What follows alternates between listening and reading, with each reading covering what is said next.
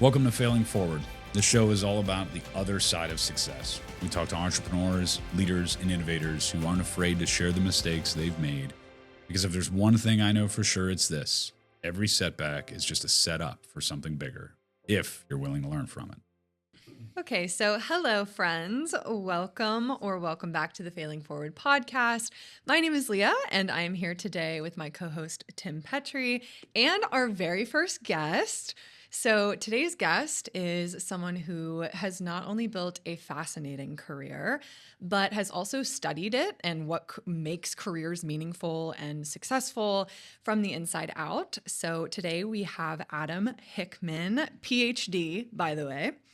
And he's a leadership and organizational psychologist who's worked with companies like Gallup and Disney, helping teams and executives grow with purpose. And today we're going to dive into his story a little bit and talk about the growth, failure, mindset, all of the good stuff that helped you build this very interesting career that has very real impact. So Adam, welcome. So we want to start this, hopefully will become a tradition. The first thing that we want to do is try to get to know you essentially through your coffee order using AI. Okay.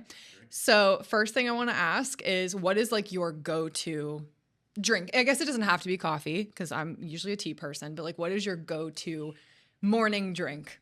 I will not have bad coffee. Yeah. It's non-negotiable. You make it yourself like every time Yes. though? Yeah, like no cream, okay. just straight black coffee. And it's great. So 2 to 3 cups to gets the heart moving in the morning. All right. 2 So or 3 cups. what we like would to be do great, is then ask one of our friends at ChatGPT or whatever LLM model that Leah's playing with today. Chat today, yeah. And get an idea of what this means about you as a human being based on your coffee order. We've learned some interesting things. Let's try to about people simplify this. way. So Okay. who makes their own and drinks air roasted black coffee from Ethiopia. Ethiopia. I think that's an important part Sure. too. Yeah.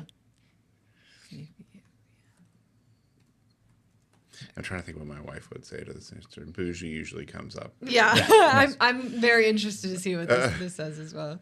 Who makes their own coffee every day? Are you a big morning routine person? Like, is Absolutely. Yeah. We're going to need to get into that and peel back that layer of the onion too. While we're here. Yeah. Very intrigued by that. Mm-hmm. I'm hoping to be that person. Yeah. I'm really, really trying. Okay. Personality profile. The rugged, refined purist.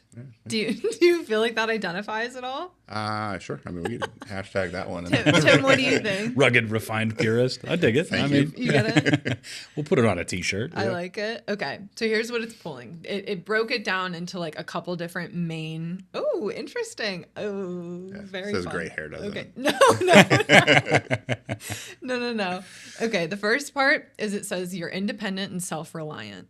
Totally. It says this person doesn't need a barista. They are their own. I accept that. And then it just talks about you starting your day with ritual and discipline, grinding your own beans, calibrating your own water temperature, which is also funny because I did not put any of this in here, but like it probably heard you talking about it.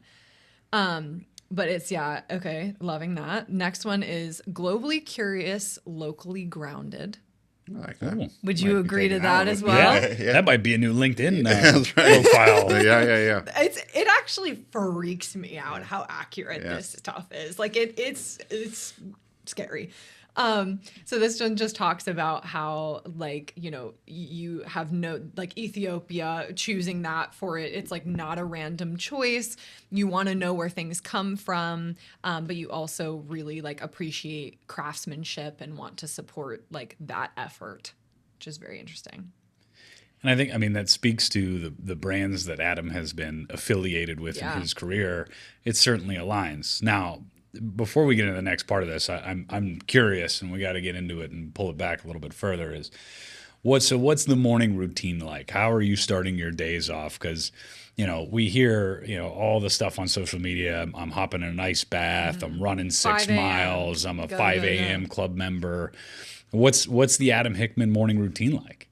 I am not a 5 a.m. club member. I don't even know if I would aspire to be that at this point. We're always been night owls. But during the week, if it's during school season, the kids are out and gone quickly, I will do hot tub for a short period, then right to the ice bath. And it's a good calibration. So a hot tub times, nothing's listening to, just outside in the sun as much as possible. When I go jump in the ice bath for 8 to 10 minutes, I have something in my ears. 8 to 10 minutes? Yeah, 42 degrees, 8 to 10 minutes. It's great. Oh. You got to try it. Okay. Yeah. You're going to feel alive. Totally. Or you're going to feel like you want to die. Yeah, exactly. Or give up all hope.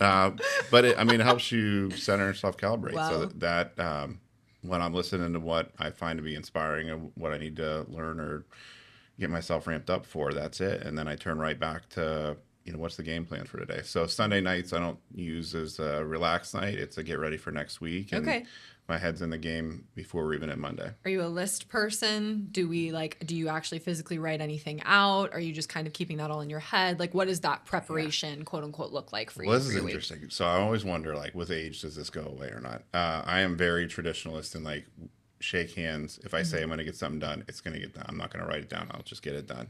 But it's a short list on what are we going to actually accomplish and when are we going to do it. If I make it on a list, I always joke, I'll say, because I think we're geriatric millennials. I don't know if that classifies right. Thanks. You're welcome to. If I make it to a list, I always say I'm going to use my millennial tool, which is a notepad. Yeah. Yeah. Right. It's super innovative. Nothing wrong with that. But From then a Gen Z. And then it's plow through the list until it's done. Okay. All right. I want to move on to just a few more of these ones real quick, because I think these are very interesting too. Talks about you being a minimalist with depth. So like it says, drinking it black, no sweeteners, no froth, no distractions. It tells you that they appreciate purity, clarity, and honesty. True. Yeah, it doesn't stop with coffee. Like my wife drives her nuts. I don't use salad dressing. I don't like ketchup and mustard, like other things. Like no condiments. Just give it to me straight the way it's. No sauces. No, just straight the way it should be. Oh my gosh. And if it's that good, I shouldn't eat. Okay. That's true. That's true. Yeah. Okay, valid. I mean, it's like going to a nice steak restaurant and asking for a bottle of A1 sauce. Yeah, that's actually offensive. No, I disagree to that. That's a valid point. Yeah. Yeah. Then the other one, which I think is very interesting, says that you are quietly intense and philosophical. Yeah, competition's a huge driver for me, and sometimes people don't know I'm competing, even though I am competing. And it's all facets of life. Like, I don't let my kids win any board games or races. It's just, sorry, that's how it's going to be. Yep. And workplace, one of the things that I do on the regular is I'll get into a certain situation, into a certain role, and I immediately evaluate who's on the sidelines with me and who's ahead of me. And then it's game on to where that point is, even though no one's competing but me. But yeah. In my head, I am. That's actually so funny because it says right here too, like their intensity is more internal than performative. Mm-hmm. Why is this accurate? I don't know. It's like a sentence prompt. I know. Well, why? Yeah. Like, seriously, I still can't get it. It freaks me out so much. Like, it's scary.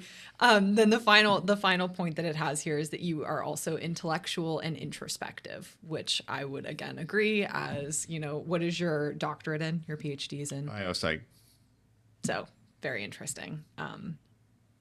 Very, very, very creepy, but Yep. but accurate.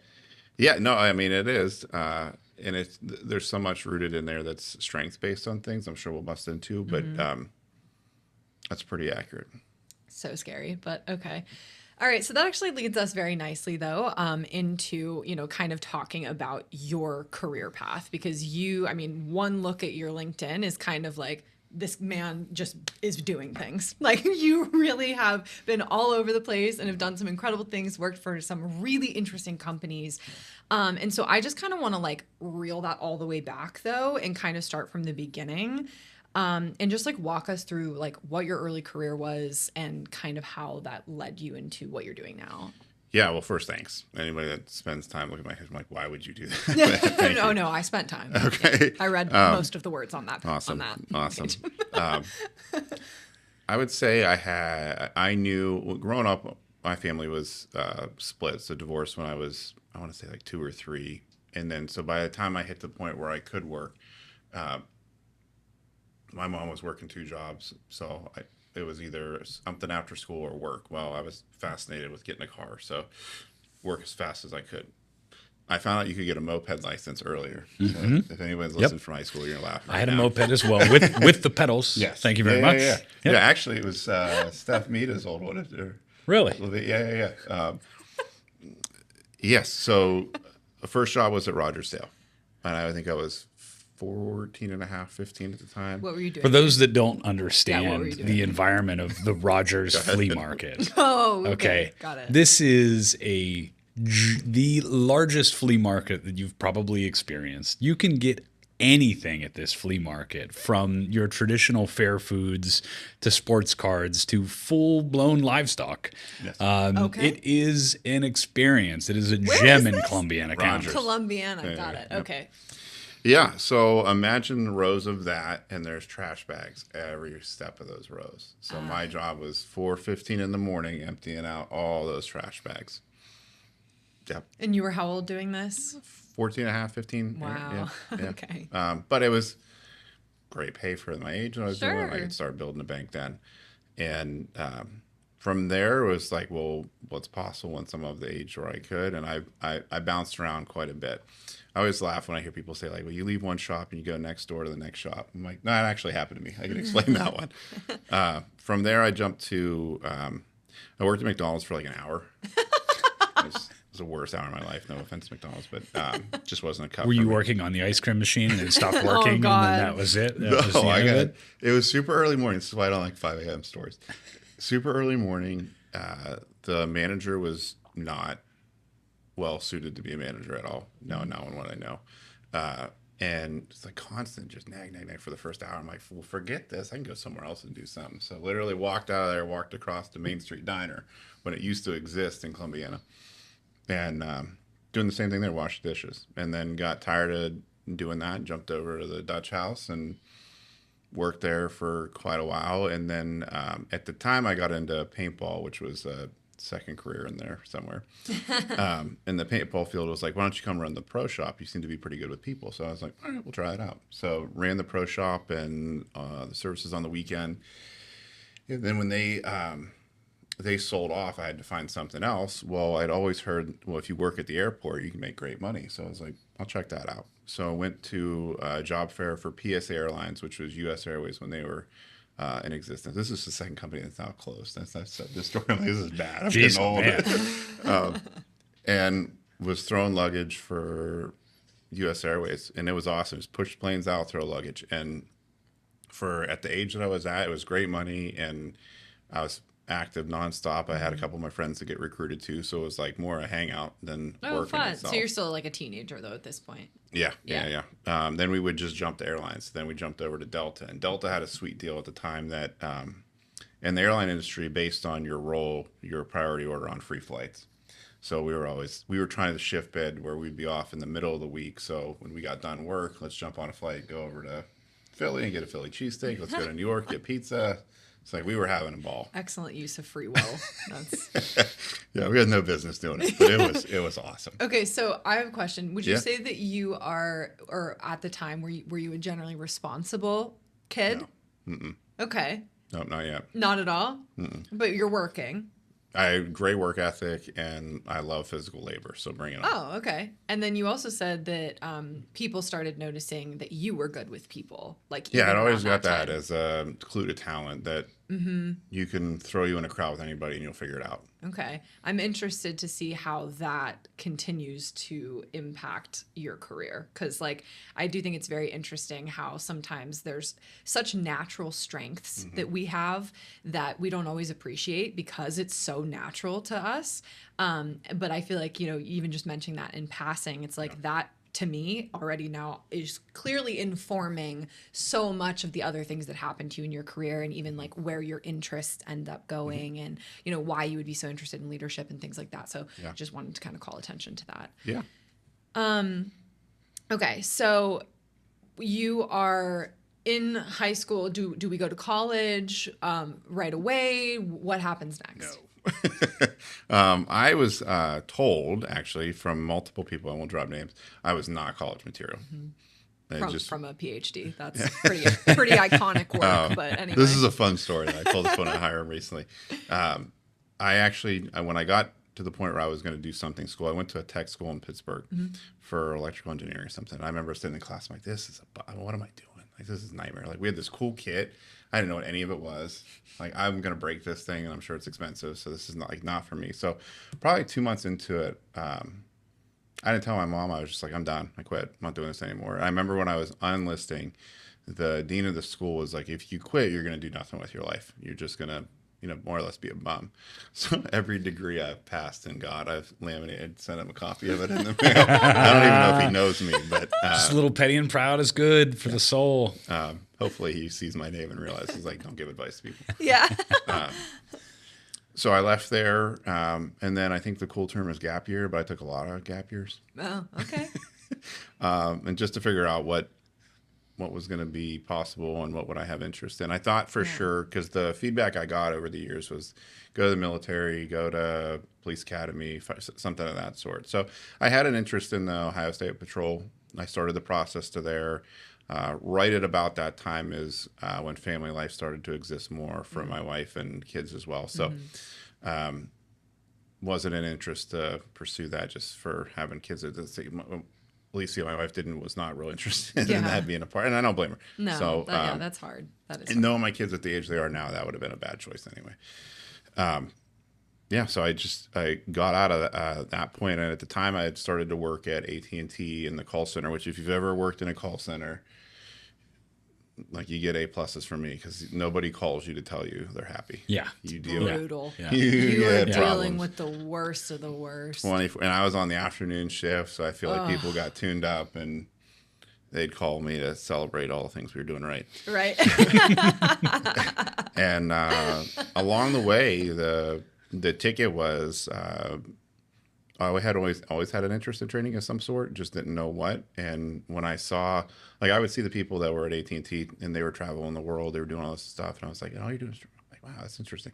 So when a position came up, like, I had no business applying for it, but I did, and they graciously gave me that option to do it. And this was in internal corporate training at AT&T. Yes, right? yeah, all the fun new hire and the work nobody wants to do, but I said, bring it. And that took me all over the place. So I got to meet people and travel the U.S. with AT&T, and they were a great company to work for. I had nothing but great things to say for them. You were with them for a while, right? Yeah, almost 10 years, because I thought, I'll run this until it's over, and I didn't think for sure I was going to leave there, but just a handful of different roles within there. Actually was in a finance role once, and I was like, this is the worst decision of my life. I should not be doing this work. So we were all leave the bean counting for the bean counters, I suppose. It's strategic forecasting. Oh yeah, that's code words for. Expand on that. That code word for just slamming Horrible. things out in Excel. Just trying to predict the future with Excel models. Yeah. Ew, Sounds exciting, right? With words and thoughts. Yeah. That was pretty much it. So that was, but the thing that I've learned over that is, like, go back to the airport. I was pushed to be a union rep. I didn't have no clue what I was doing. I was just a young, dumb kid that will say whatever he has to say because the old timers told me to say it. But I learned union shop real quick. Move into AT&T World.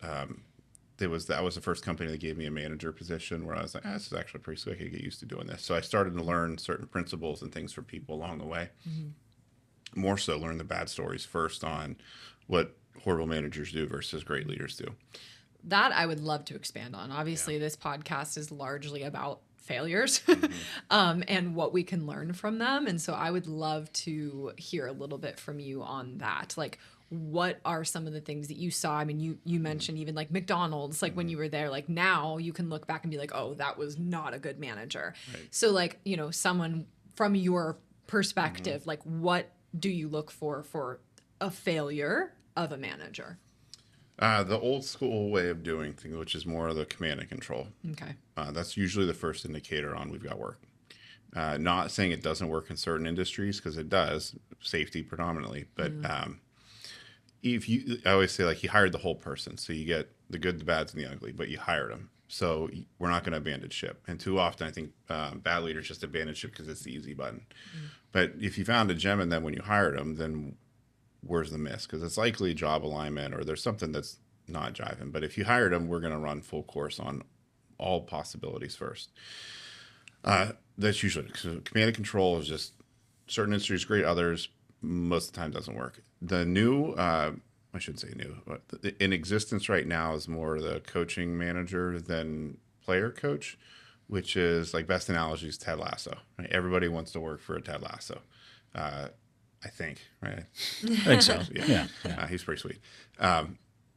If you can get that mentality around where you're almost a talent magnet, like if you've been in other companies, like think of careers you've been or places you've been, like there's just some teams that get it and you're like, I'd love to be a part of that.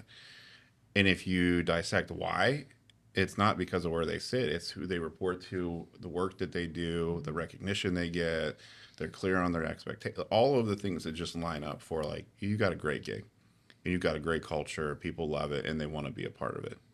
Yeah. And it's the day and age that we live in today too, though, right? Is that before you didn't have access to all this information. So there was a lot of people that just wanted to be told how to do something. Sure. They didn't have the time or the ability to research that or to think about that independently. Even know it was an option, right. to be honest. Yeah, like, right. I mean, I think about that with even like the older, like my parents' age, like even some of the things that like I get to do that are so like, I just do it by myself. Like my dad was like, you can't do that. Right. I'm like, why? Like I'm just doing my own. And they're like, no, like it's like they were so used to this box that like everybody did this and you did what you were told and this was that and right. like we couldn't even think outside of that. Sorry, good. But I mean that's just what I see in our world today. I mean, is that the independent thinking is very different than it used to be. Yeah, for sure. So that makes sense that would be that command and control because I told you so kind of management mentality is a thing of the past. Because people just want to have equity in what they're doing. Well, I mean, something I learned at Gallup was there was a big dream there I had about chasing the will of the world, which was, I think it was George Gallup that said that. And then, they packed on, like, we better go find out what the will is, more or less. Right. But the concept was if I asked, let's go 70 years back, said, what's a good life? A good life consisted of a job that paid, you could take care of your family, you had a house, and you had a car. Yeah. I was watching The Wonder Years recently, which everybody should watch, by the way. And it's the episode where the dad gets a new car. And it's so true on, like, when somebody in the neighborhood bought a new car, like, every family would flock to it. I'm like, that is 100% what happened back. Nowadays, it's like, yeah, so-and-so got another car. Yeah. So it doesn't matter. But the evolution of what came with that, which is now if you ask somebody what's a good life, the wide variety of answers you get out of that has nothing to do with the consistency of staying in the same spot, get the job at the local fact. You know what I mean? There's that has just grown far surpassed the point of what we were used to. Sure. And so then if that's going to happen, the management styles have to reflect how are we going to make this possible? Yeah. And just kind of, I think the opportunity and like, obviously technology has completely changed the way that we work. Like, I mean, really even like my job, so much of what I do was barely even a thing like not that long ago. And I think that's true of so many jobs. And honestly, we're probably on the very cusp of a whole new, generation and era that's coming with all the things that are happening with AI and like just insane technological advancements, and the rate in which things are advancing is like seriously unprecedented. Like we have no concept of really how fast things are moving.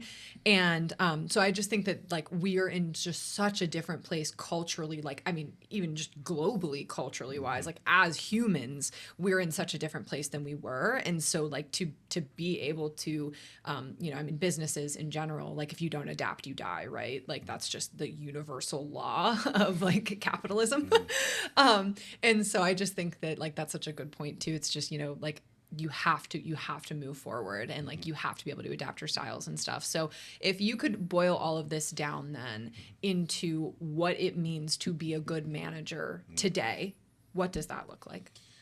Yeah, credit Jay Miller for this answer. But she would remind us that you should be loved, admired, and adored. And at first when I heard that, I'm like, no, not interested. Like, it just sounds weird. This is a workplace.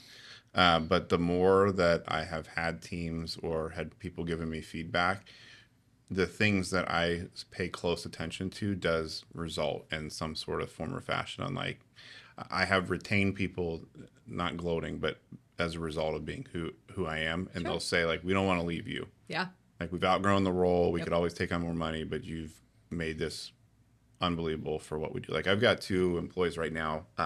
Their husbands are firefighters, and I'm on the worry constantly because they're young mothers. They're 24 on, 48 off, their husband's schedule, and trying to remember their schedule to say, like, how do I get the most from them on this day when we need something, but I know they're going to be super tired because they have 2 kids that are under 2 years old. When was the last time I gave them, can I push them out of the office early to get just stuff like that? Okay, but the empathy there, like, can we actually pause for a second? Because Don't seriously, tell anybody about it. No, because seriously though, that is another thing that I think was lacking so much in workplaces before. And it's like, I am so grateful to be in the time that I am and to be growing up in the time that I am, because like you actually view me as a person and you recognize that there are things that are going to happen in my life. And anybody else, any of my other managers at work or anything like that, like you treat us like people. Yeah. And that just didn't happen enough. Like it was so based in what you can produce, and that's it, period. Like it was never about you as a person. Like you said too, like you're hiring the whole person.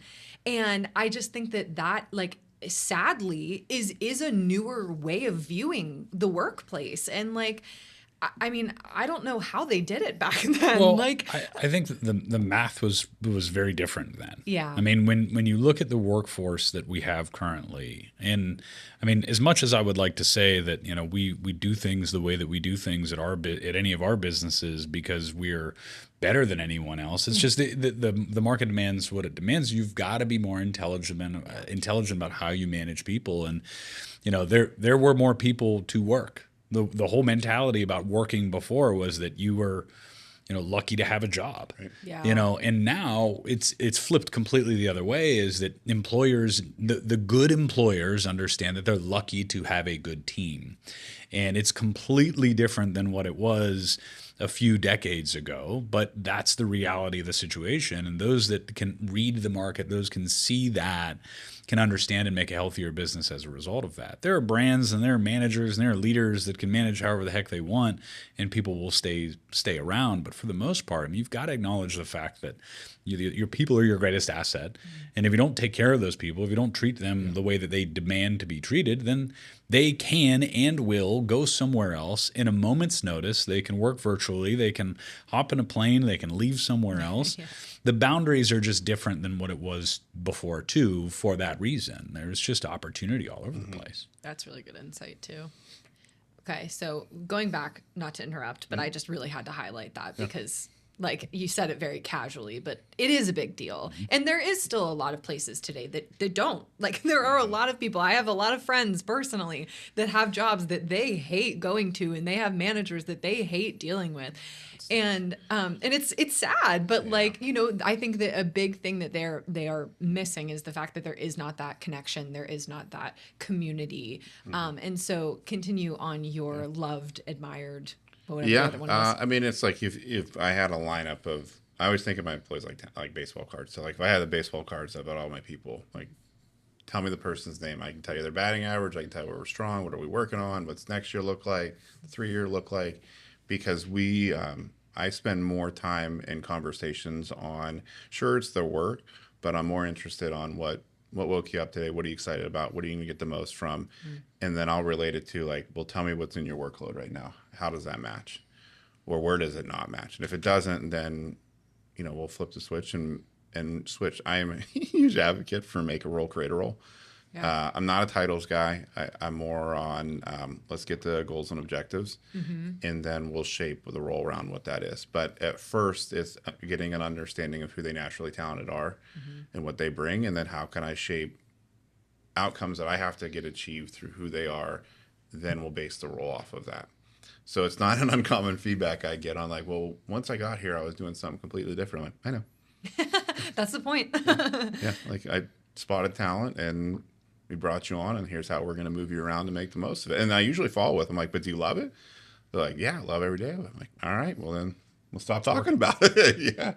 Yeah. Tim, I'd love for you to add on to that too, from the perspective of so much of what you are working on, and particularly the past year or so of what we've been doing with like the level up stuff and like really moving people into roles and creating a career path for them. I feel like you could add a little bit onto that as well. Yeah, I mean, everyone has their strengths and weaknesses. And, the key to being a good leader in an organization, at least from my perspective and our small example, is that you've got to be able to identify where people's strong suits are. And you've got to find what they're passionate about. You have to find what gets them going in the morning, what gets them excited, and then just give them the resources they need to do that and get the hell out of the way. I mean, people overcomplicate this by so much is that, you go out of your way, you work really hard to try to hire good people, and then you tell them how to do their jobs. And it drives me crazy is that I don't know how to do your job. I don't know how to accomplish the things that I want to accomplish by hiring you, or else I wouldn't have hired you, and I'd have just done it my damn self. Right? So I have always been the kind of person that, we hire based on those strengths and personalities. We retain based on those strengths and personalities, and we adapt based on what's going on in that person's life and what's going on in that person's career and what have they found that they love and they're genuinely excited about. I mean, for us, we're ultimately in the service business. We provide a service to our clients at the end of the day, and I know that if our people are happy and genuinely feel like they're doing something every day, they're not just going in and, punching numbers into a spreadsheet or going through some, step-by-step process of a manufacturing system. They're contributing to impact and purpose and have fulfillment in what they're doing every day.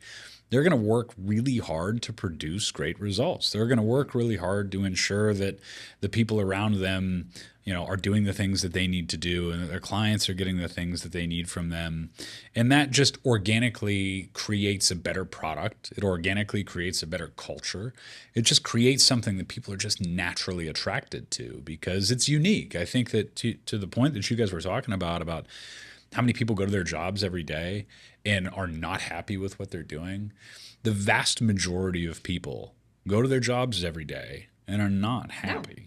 No. Miserable in most cases, I would argue. They're going to their jobs because they have to, because they have that mortgage payment, they have that car, they have these habits that ultimately those habits are just filling a void of their unhappiness. Mm-hmm. Spending the money to fill that void isn't going to do you any good. Yep. If you actually look at what you're doing on a regular basis and you are happy and fulfilled in what you are doing, you wouldn't have to spend the money trying to chase that hole inside of you every day. So you could live that minimalistic, purist kind of lifestyle if you were doing something that you were genuinely excited about every day. So true. There's a couple of visualizations come to mind. So if you're the Skybox owner, then you're not the manager on the field.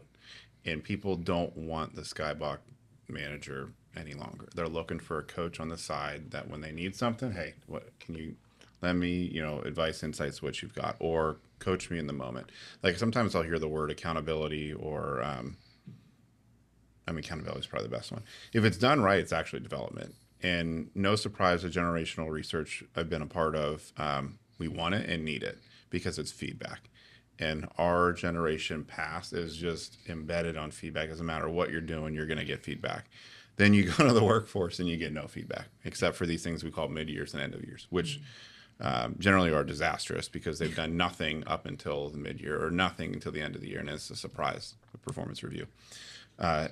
But if you're the coach on the sidelines, it's constant. There's no surprises. It's usually a good indicator on where you're at pulsing management-wise on do your employees find it to be surprising their ratings at the end of the year. Mm-hmm. If it's anything but a no, it's like, well, then we've got work to do. And it's free. You don't need AI for it. It's a conversation on, hey, how am I doing? Yeah. And I mean, that's something I think, too, that is just generationally different. I think that, us as the elder millennials, geriatric millennials, as you so nicely put that earlier, we're at the beginning of this leadership by transparency kind of style where we want to work with people. We want to get the best out of them. We want to see them happy in their careers. It's a very different way of leading people, generationally speaking, at least. Yeah. No, I would definitely agree with that. I feel like so much of what you guys said resonates. And I mean, again, I'm still relatively young in my career, and like it is so, I personally have so much hope, but that's also because I'm in a culture that gives that to me.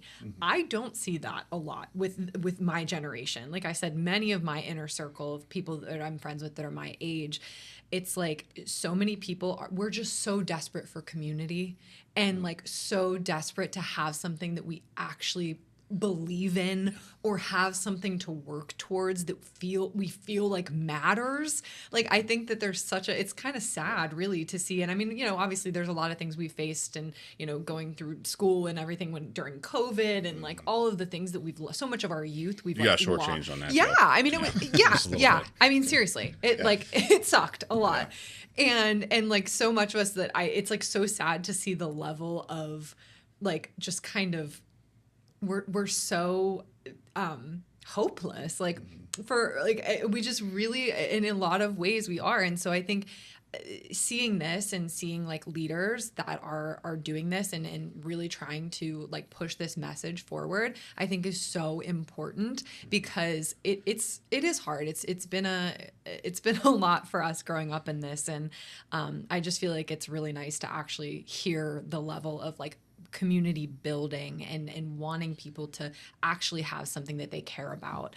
And I hope that more people are inspired by this. I don't think I don't think that the broader workforce is going to have a choice. Yeah. I think that that's something that we're starting to see is that we're just at the tip of the iceberg. Yeah. The baby boomer generation exiting the workforce in stroves after COVID, during COVID, is going to force this change to happen because even our generation, late 30s, early 40s, for the most part, we've had access to the internet. Although Adam and I both grew up in, he grew up in Crestview, Columbiana County. I grew up in Ellsworth, Ohio.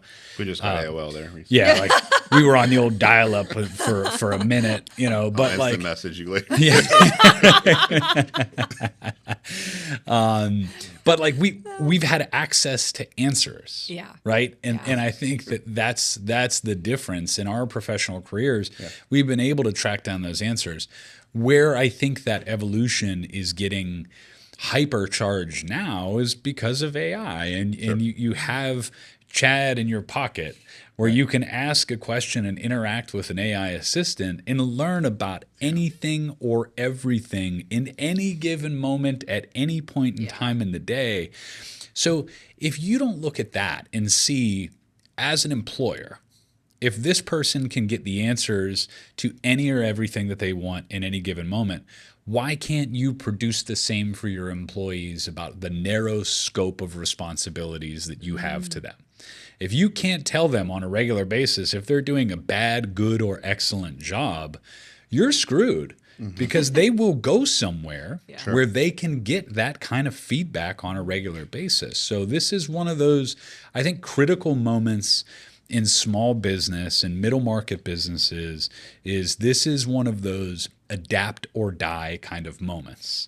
If you don't adapt and you don't find ways to provide those feedback loops to people on a regular basis so that they can self-manage themselves up, sideways, down, wherever they want to manage themselves to, you're toast. You won't have if you have a workforce, you will get the people that are willing to accept that lack of evolution. And if you get the workforce of people that are willing to accept that lack of evolution, you're not going to have a very good workforce.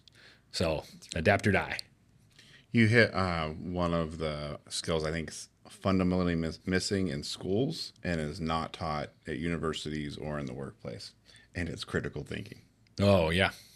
And it to me, like young age with our kids, I feel like I'll be interested in how our kids turn out in their workplace, because going through grad school, we didn't read story times. We read the textbook I had to read for class because that was the only time I could actually do it. So my poor son has heard more communication books than anything else. So your son's got like a little mini PhD. I think we should just give him that. Probably brilliant. He should be able to do his lit review really quick. But instead of like your basic questions on like, hey, what did you do today? Something, if it's right fit for the time of it, I'll say, what was the hardest decision you had today? And they might hit me with like, what was for lunch or something basic. And I don't care about what your answer is, but I'm listening for, how did you make the decision? Where did you go left, right? Did you did you ask any questions? Did you get advice from someone? Did you just come up with, well, no different in the workplace. I'll ask in a one-on-one, like, hey, what's the hardest thing you worked on recently? Or where are you struggling? And again, it's less about the answer and more on, can I understand the critical thinking that went into, that got you to there, to be like, okay, so if I'm going to do any coaching on the field, I'm going to be like, great. Did you road test that with anyone? When we're talking, doing policy changes, I'll say, did you call anyone that the policy would change before we put it? No. I'm like, all right, well, probably should do that because that'll help. Just anything within that realm. But to me, I don't know why it's such a taboo topic in certain industries where it's just like, you asked for critical thinking as a competency, but why do we have to wait till you get to work to train it? Like, why is it not somewhere embedded in the school systems up front? And I mean, you can have control over that as a leader. I mean, as a parent, I think that there's a lot of interesting intersects between being a father and a manager and or leader of people. But like, you can bring that perspective in based on the questions that you ask. Like, I have two little kids at home. I have an 8-year-old and a 6-year-old, and I typically do bath time at the end of the night. My wife gets them to and from school. That's my time that I have to talk to my kids. And we started a great habit early on with our kids when they were going to school, asking them 2 questions. We tried to do it pretty religiously every day and ask them, what was something that you did that was kind for someone else today at school? What was something that someone else did for you that was kind? And what it does is it shifts their perspective and allows them, they know, I'm going to ask the question. Sure. So they're looking for those moments, right? They're looking for that moment of, did someone do something that was kind for me? Am I going out of my way to do something that was kind for another person? And I think that if you're leading with that type of perspective, and this is, again, that overlap of fatherhood and business that I've learned so much from, is that you could do the same thing with your employees. Sure. If they know that you're going to ask them a certain set of questions over and over and over again, then you can train them to be looking for those things. You can train them to be thinking critically, because the people that have worked with me for a long time, they know the questions I'm going to ask. I'm not a remarkably complex human being. Like, I'm going to ask you, what does this mean to the client? Sure. What do they owe? What did they save? What did you do well for them? What is their biggest challenge and struggle? And if you're preconditioning those people from the time that they start working for you to be looking for the answers to those questions, then you can kind of control ultimately whether or not those people are thinking critically. Right. But you got to start it with your interns. You got to start it with your brand new people. As soon as they get off the ship at Disney, and they're coming into intern land at Disney, which I'm sure we've got some interesting stories about that. You've got to start preconditioning them to be looking at the world a little bit differently. So speaking on critically thinking. Okay, because this is something I wanted to bring up, and it's like perfect segue. This has got to be a home run question. No. You set it up. What do you think the impacts of AI will be on critical thinking skills? Oh, man, that's the $1 million question. Let's just say over the last 2 years, the conferences that I've been to and spoke at, 2 years ago, AI was like this thing. I don't want to compare it to COVID, but it was kind of like it's coming, it's going to be here. What are we going to do? And now we're at the point where there is AI for everything. And actually, jokingly, last conference, I got up on stage and I was like, I'm here to talk to you not about AI. So if you want to talk about it, like, you have to leave, because I'm not going to say it again. I was like, we're just going to talk fundamentals and basics for a minute, which was a healthy dosage of that. I don't believe AI is going to replace jobs. I actually strive against that ever taking place. Now, will it augment the job demands that they have and increase productivity? Yes. There in which is the intersect on, is it going to replace people? No. I hope not. Are those that are failing to adopt it early to know? Yes. That's where I get spun up a little bit on, like, why are we spending X amount of hours on something that this machine can do in 10 minutes? Mm-hmm. And then worry more about the craft of what that looks like and the message and the narrative that's going out there. Not to the point where it's like, how do I get rid of 3 positions to replace it with 1 machine?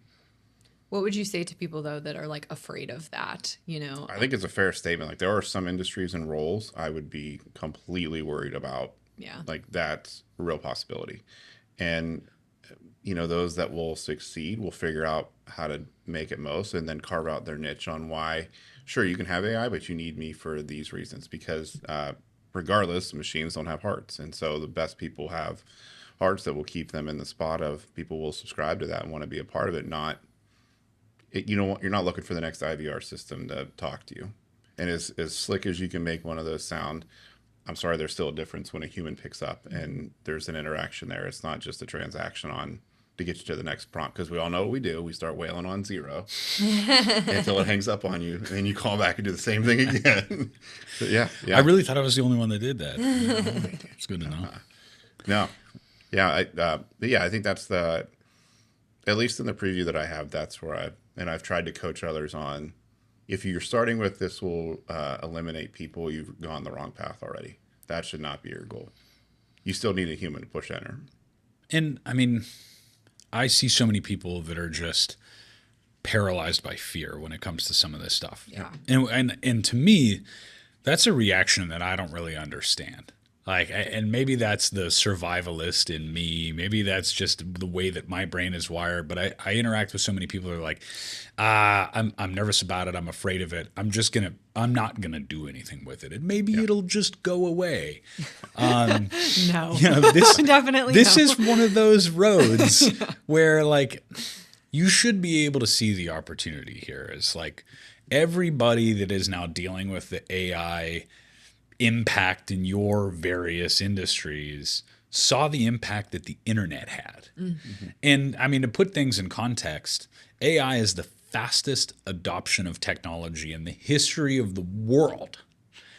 Faster than the internet, faster than electricity, faster than anything that has ever happened. So if you think that you can just bury your head in the sand in this moment in history, you are so horribly mistaken. Now is the time to take that fear and let it motivate you to learn. Dive in, roll your sleeves up, play with it. I mean, just we're encouraging people to just do show and tell on a regular basis inside of our business. How did you use it? It doesn't have to be anything to do with accounting or finance. Mm-hmm. We just had somebody that shared how they used it to plan their vacation, how they used it to cook at home for their family and things like that. And the minute that people start to get a little bit comfortable with how to use it recreationally, then they can start to realize that this is a tool. And that's the way that people should view it. I mean, the closest thing to the human brain is quantum computing. Right. And the energy required for quantum computing is some factor of the power of the sun. All right. And I don't know the exact number, but it's 2 to 3 times the power of the sun to actually power quantum computing. Okay. So if people understood how much energy it would take to power your brain, you would realize that AI is not replacing you. We don't have enough energy for AI to replace human beings. It's just not functionally possible with the current, period of elements that we have to work with in the world today. So use it, leverage it. It's not going to replace you, but I think the old adage now is AI isn't going to replace people, but people using AI is going to replace people not using AI, and that's the way that you should be using it. If it falls within the values of your company. Mm-hmm. That is also another differentiator. So recently I was speaking with a lady that does AI interviews that starts the screeners, where there's 5, she calls them punch out questions that are just the basic, what is your comp? Are you willing to relocate? So on and so forth. And if you fail one of those, you're out. Mm-hmm. And then it goes on to the actual interview, but you're with a bot back and forth. And then you get the roll up and all the things that come with that, which is great if that's what your first touch point is. But I can tell you, if I would apply for something and I'm having a communication with a bot, I'm out. Not interested, because I'm already getting an understanding of where your head's at in terms of people. Yeah. Because your first point of contact for me to build a relationship and engagement is a bot. Yeah. Great.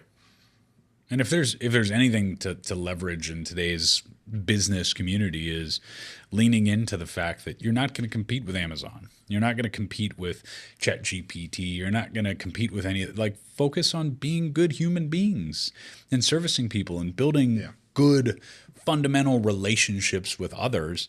And that's how you're going to elevate and compete in business today. You're not going to compete based on being the cheapest or being the fastest. You could have the highest quality. You could have the best service. You could have a superior product. You know, that's something that Adam and I, we've talked about in regards to my wife has an affinity for Disney. And Adam has worked with Disney for many years, and they do something different. It's not that they do something that other people can't do. They pay attention to the little details. Every little thing that is important about that park is paid attention to. And one of my favorite facts when we're going back and forth to Disney was just being attentive to some of those finer nuances. Like, I think there's like 30 some steps in between trash cans, so that people aren't just dropping trash all over the place. That Walt Disney himself did, right? Right. Wasn't that like he literally sat there and said, counted? how far am I going to walk before I want to drop this piece of trash? Which to me is also a great example of leadership and coaching on the field and all of that stuff. Like, what a great example of someone that was actively contributing and really being like in the arena with all of their other people in order to make a difference in their company, you know? But okay, well, that is all lovely, but I do want to get back a little bit. Bringing up Disney again, we kind of left off in your career path. You know, we worked at AT&T for a while. Now, how do we end up at Disney? So like, what fill in the gap for us there? Gap years. Yes. So LinkedIn became a thing, which I am so old. I cannot believe I keep saying this stuff. When it was around, I was finishing up at Hiram College, and Dr. Laux was there, which great professor. He was like, "You guys should invest some time into this," and I was like, "Why not? What else I got to do?"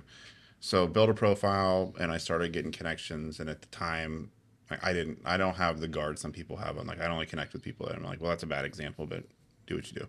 I would connect to everybody. It doesn't matter where, from what. If you're in my industry and space, then you're an audience for me, and I'm interested in your thoughts. So we're gonna connect.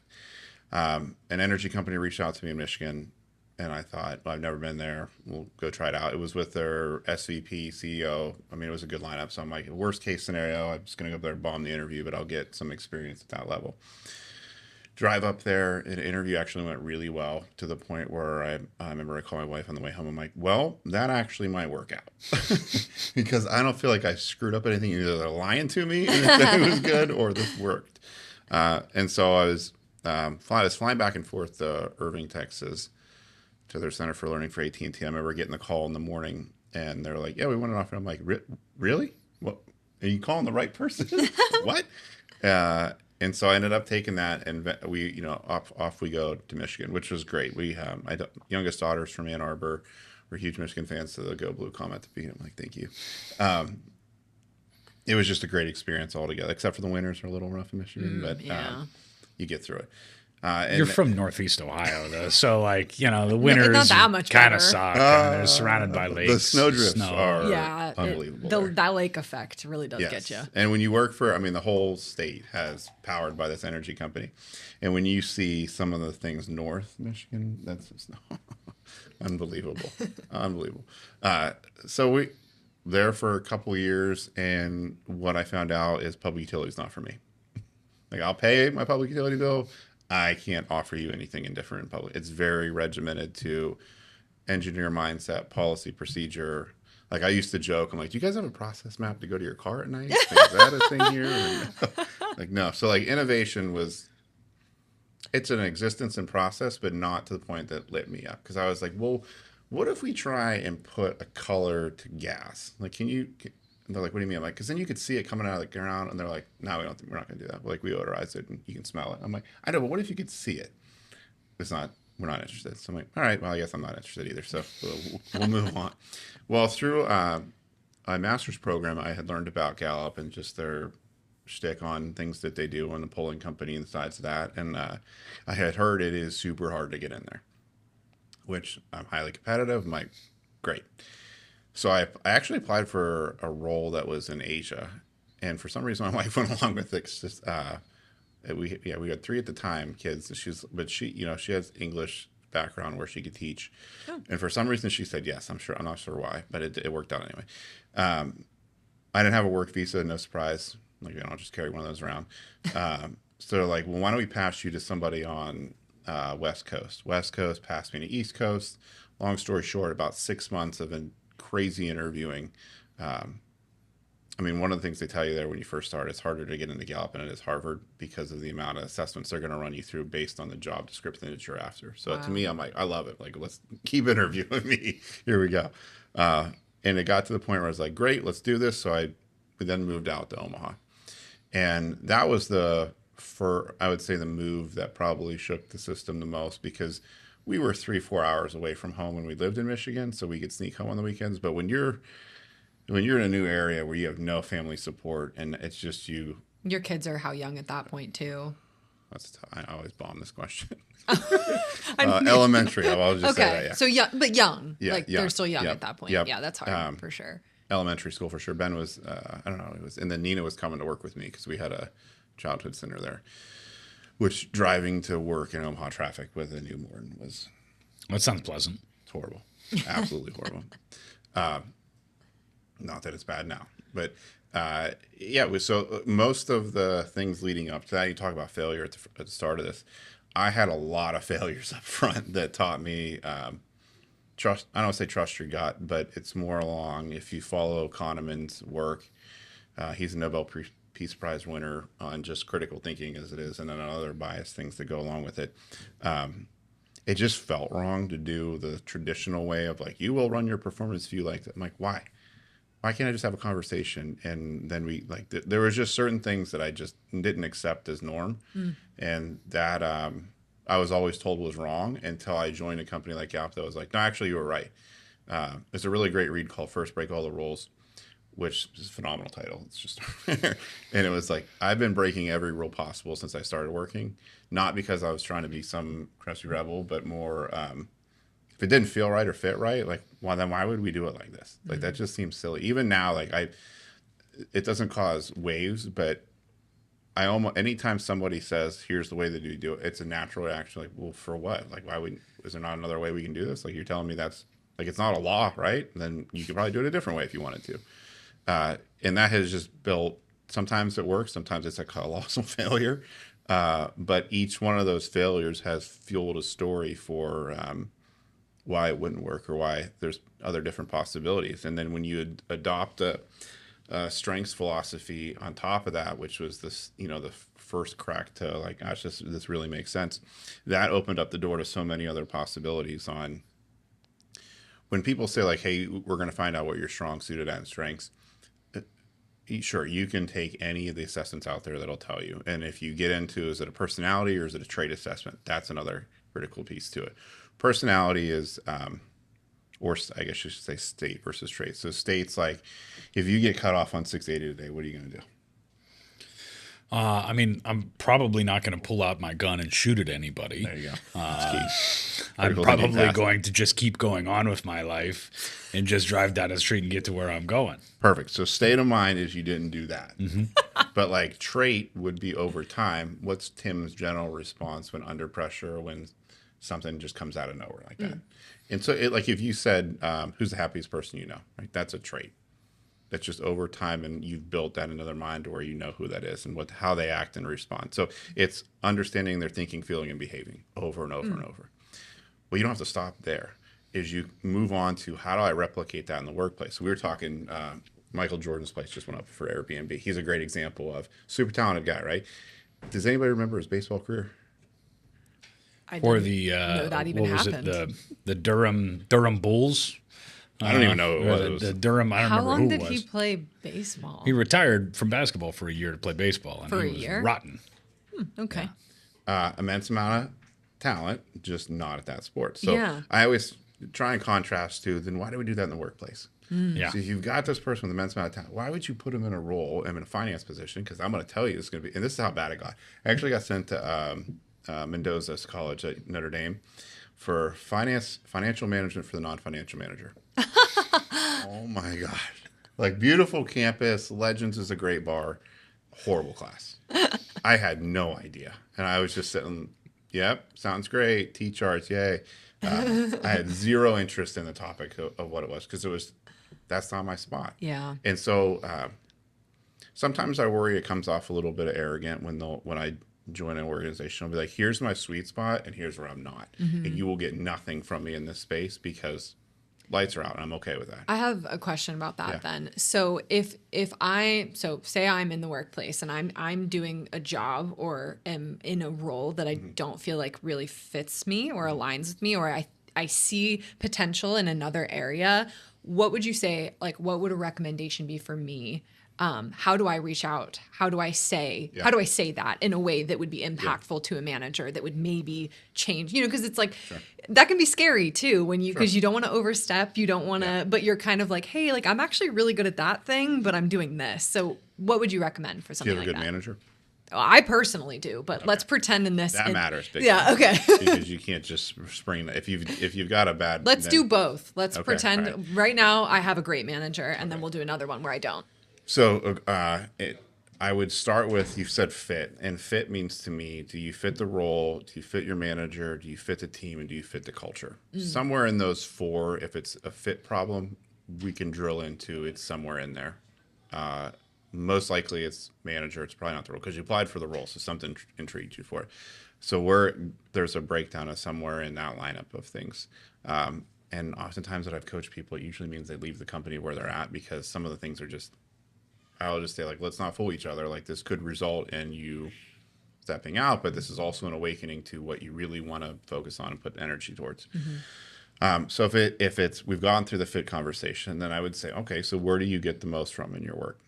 And what I'm listening for, which is usually a key miss for a lot of managers, is they ask questions they don't have a clue what they're listening for. But what I'm listening for is, where are you at on the people process side of things? Where do you get the most from? And then how much of that can you do on a daily basis? So for instance, if we said, Tim, no longer can you meet with clients or speak to people, you can only stay within the parameters of your screen. How's that work out for you? I'd ask for 2 spoons, one for each eyeball. There you go. Right. So not heavily people oriented. Now that tells me a little bit more about, okay, so how much time can you dedicate towards that aspect of the work that you do? And it's the openness and trusting that people show you who you are. You just got to believe it. And too often do we listen for the things that relate nothing to talent or nothing to indicators of what traits of success going to be. So like another question would be like, hey, tell me your most successful work story. And you'll hear in that what lit them up. You're going to hear clues of their talent. You're going to hear what recognition was given to them. You'll just hear all the facets and be like, well, is that your day job today? No, is there ways that we can work through that? And then starts the job crafting, which I'm a huge fan of, which is, well, what's a problem to solve that doesn't exist today? How do we create a fix for that you can pitch to your manager to be like, hey, I know I've got my day job and this is clear. Like, here's another problem can we solve for? By the way, I want to take that work on myself. And then now you're starting to work more towards your strengths than just, obligations that you have. One of the things, Adam, that I know that we align on just based on some of the content that you've put out there and some of the ideas that you've had in your books is this idea of radical candor and this idea of being honest with one another. And, from the perspective of an employee going to their manager and saying to them, I'm not thrilled with what I'm doing. I can keep doing it. I want to pay my bills. I want to do this, that, or the other, but I'm really interested to learn more about this. And I'm really interested to try to take on some more responsibilities in this other role that I see myself maybe fitting better in.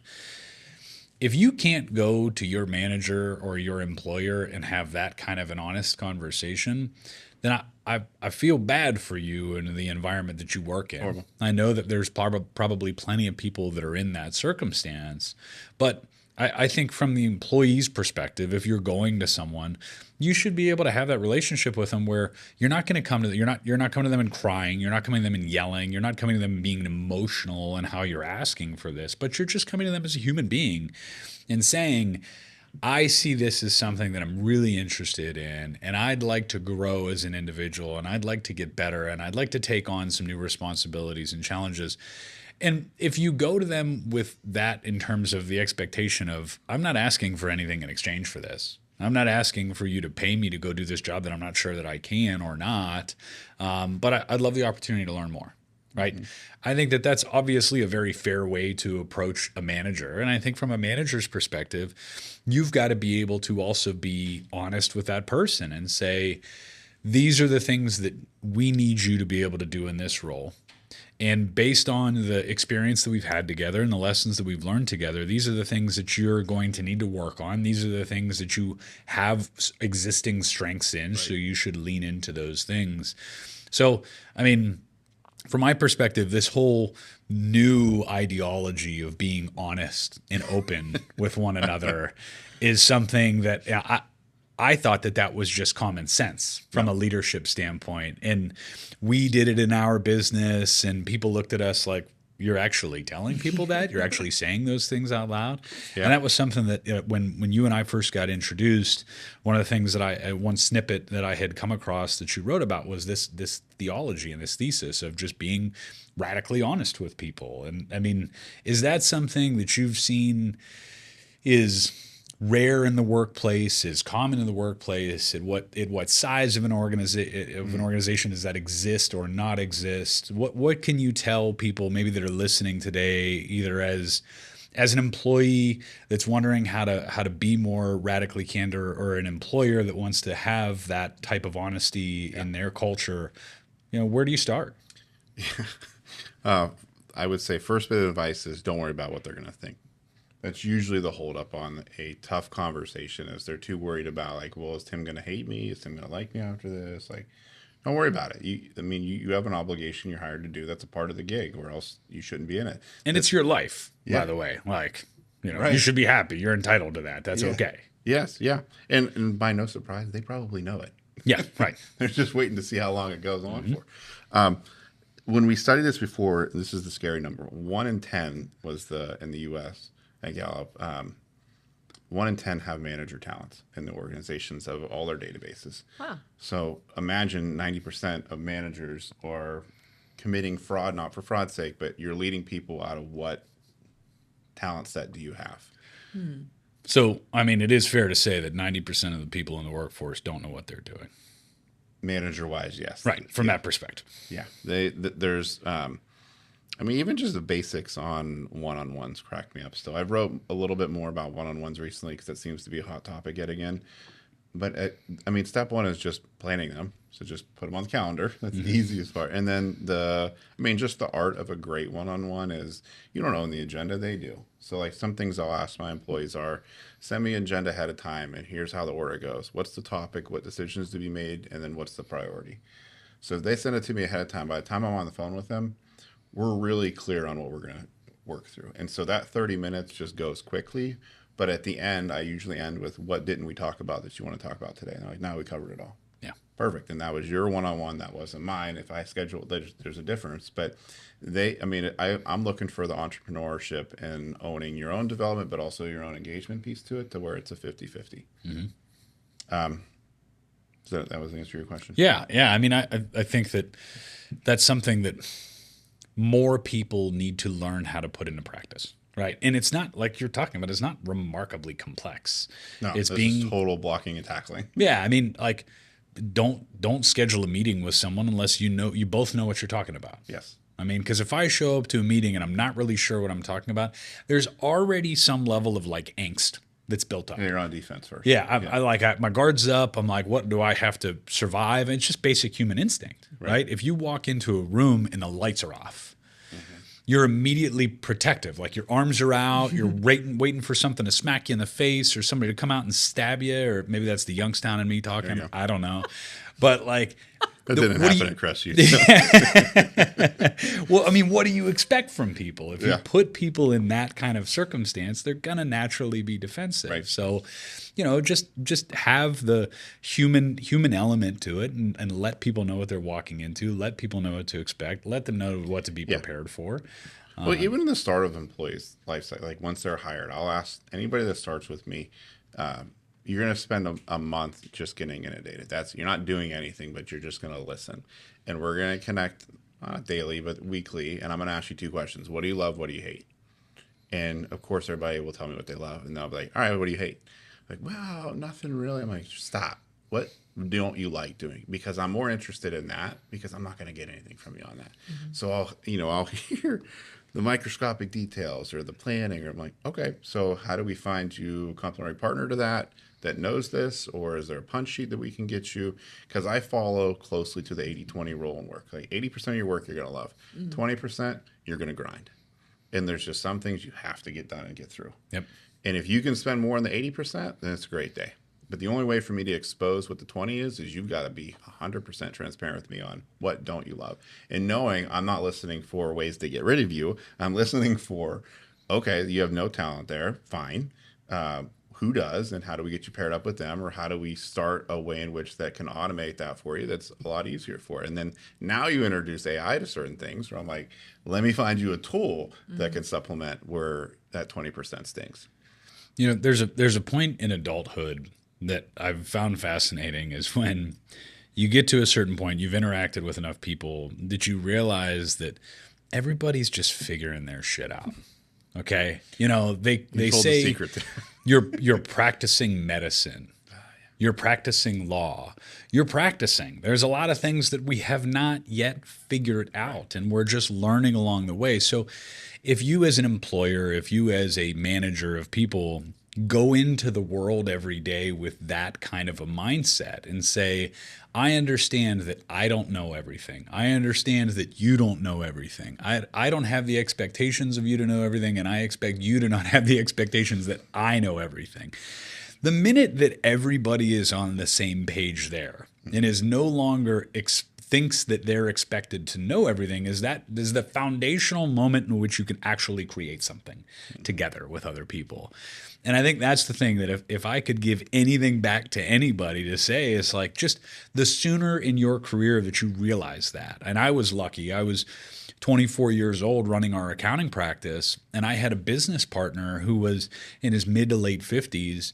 And he was so guard down, transparent, and vulnerable with me that I realized this guy's been doing this for 30 years and he still doesn't really get this, or he's not comfortable with this.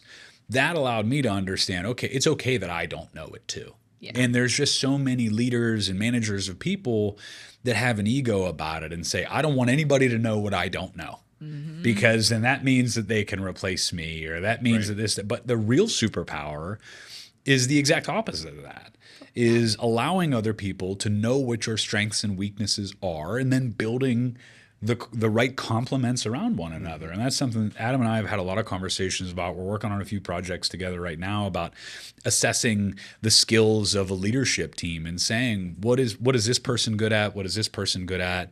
How do we fill the gap with either another person or change someone's responsibilities or roles so that we can form this, broader team of great people that know how to do it? But I think that ego is just one of those things that just gets in the way of progress more often than not in business. I think my biggest failure to start, I joined the energy company. I was 24 at the time, 25 maybe. Everybody on my team was probably double my age, and they had applied for the role as well. So like, I was a sweet gift to walk into. And here comes that. Yeah. And something I'm super clear on is like, you give me a list of objectives, I got it. We're fine. Just stand aside and let me do my thing. What I didn't do was listen. And I heard somebody recently said, if you mix around the word listen, it actually spells silent. I'm like, that's actually true.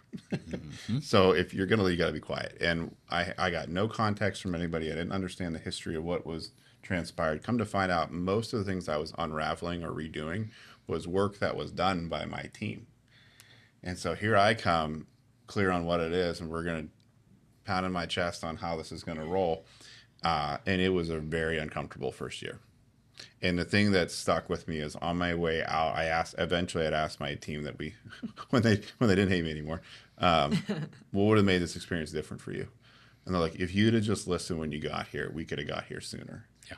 And I was like, all right, fine. How did you get them to stop hating you? That's a good question.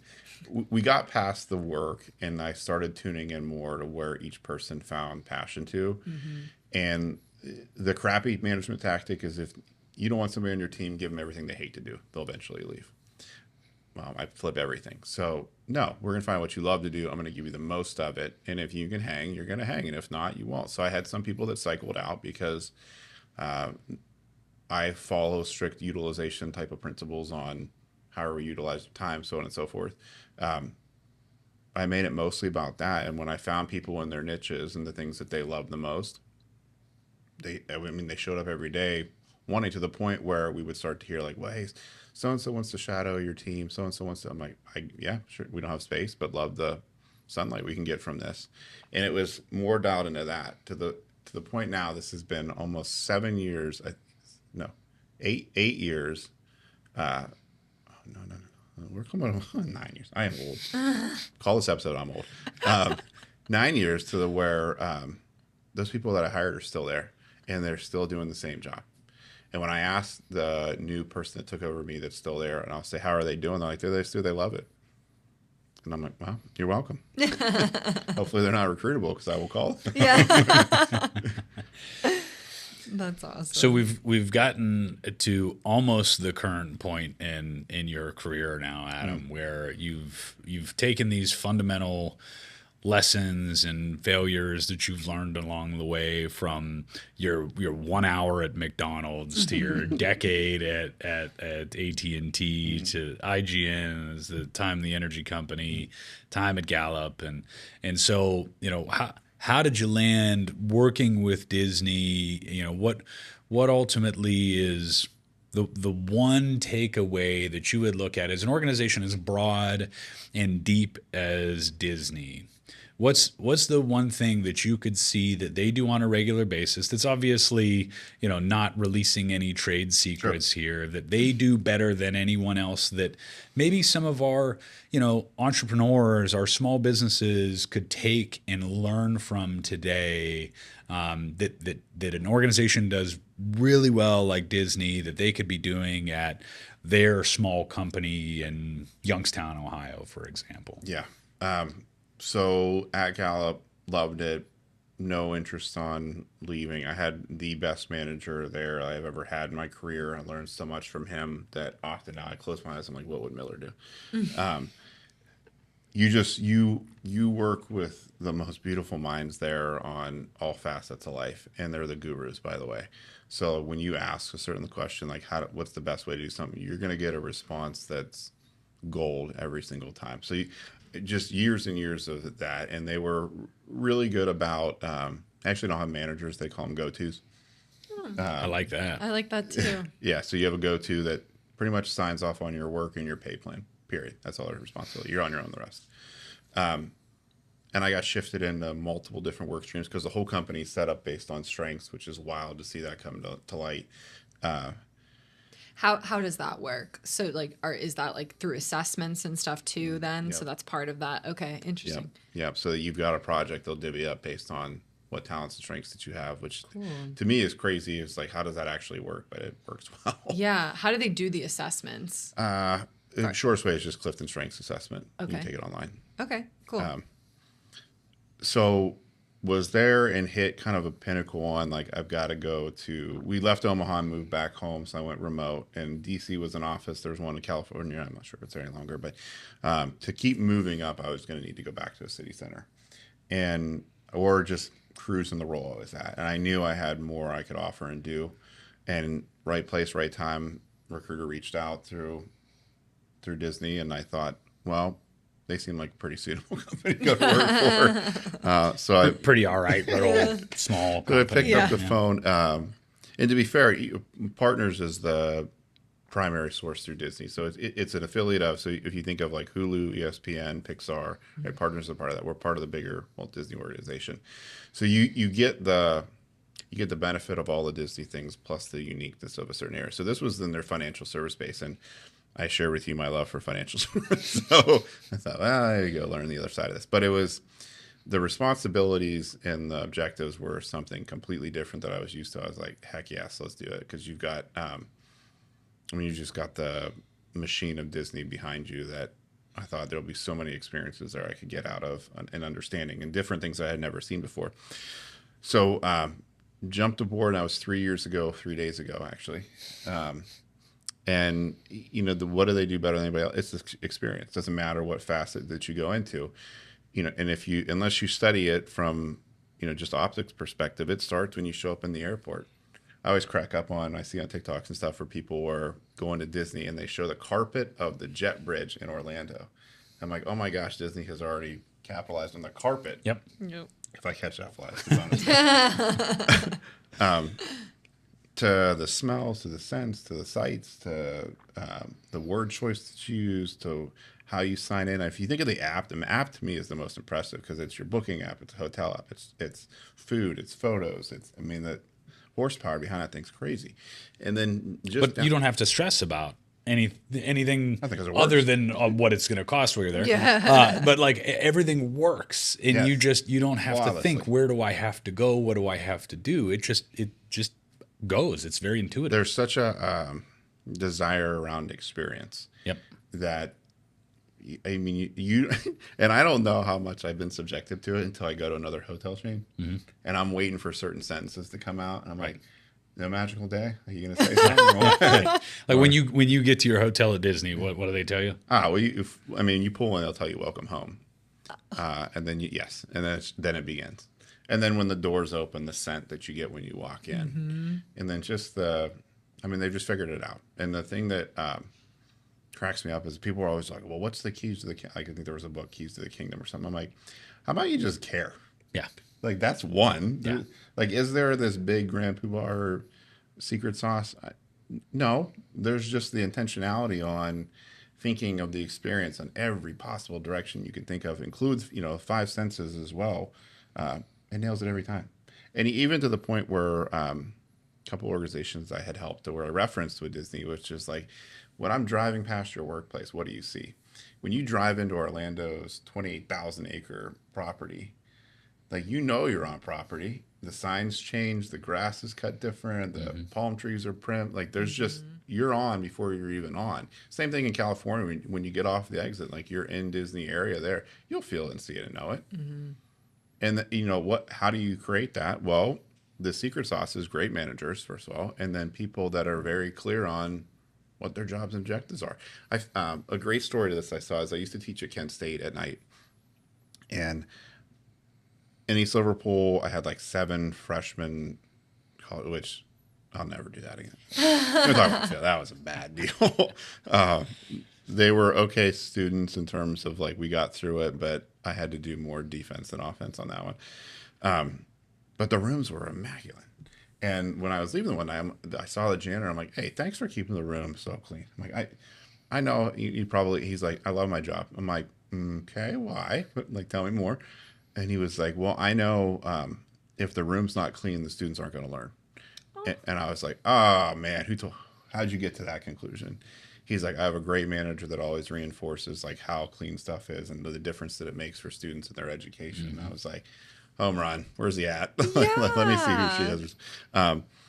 That transfers over. I see it at Disney all the time with, like, the custodials that are working around. If you've ever seen them drawing pictures with water in the parks, just creates the experience. I mean, it just, again, that's it. They really put horsepower behind what that is. Even to the point, like, our at Partners, when there's earthquakes, wildfires, hurricanes, so on and so forth, how fast we can turn on emergency funds that, $500 right away, whatever you need for, we got you covered. Or just the things that we do on longevity and what's that mean for finance options, for home mortgages, things of that sort. It's phenomenal. I think that's something that anybody can do in their business. Right. This isn't something that's remarkably complex. This isn't something that's expensive. No. I mean, I remember reading an article about, how people find purpose in what they're doing, and engage with their team members to truly find that. And one of the examples was they went into this company that was really struggling. They make boats. And the company was struggling. They weren't efficient. They weren't doing anything the way that they needed to do it. And they brought in this team of people like yourself to come in and try to help them find purpose in what they were doing. And they bugs are unreal. They went into this manufacturing facility, and everybody's making the boats, right? And so eventually they go around and they start asking people, like, what is it that you do and why do you like your job? And most people said, we make boats and like it pays our job, it pays our bills and this, that, or the other. And then they came to one person and they said, why do you love what you do? And he says, what I'm making allows people to make memories. Yeah. And that was the critical moment that changed the entire organization.